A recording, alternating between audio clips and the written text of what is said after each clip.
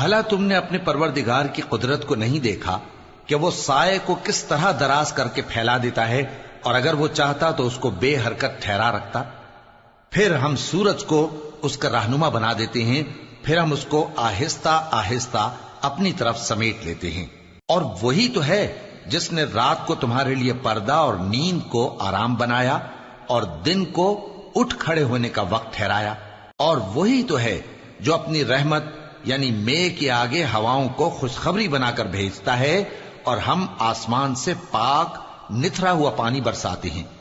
تاکہ اس سے شہر مردہ یعنی بنجر زمین کو زندہ کر دیں، اور تاکہ ہم وہ پانی بہت سے اور آدمیوں کو جو ہم نے پیدا کیے ہیں پلائیں۔ اور ہم نے اس قرآن کی آیتوں کو طرح طرح سے لوگوں میں بیان کیا تاکہ وہ نصیحت حاصل کریں، مگر بہت سے لوگوں نے انکار کے سوا قبول نہ کیا۔ اور اگر ہم چاہتے تو ہر بستی میں ڈرانے والا بھیج دیتے،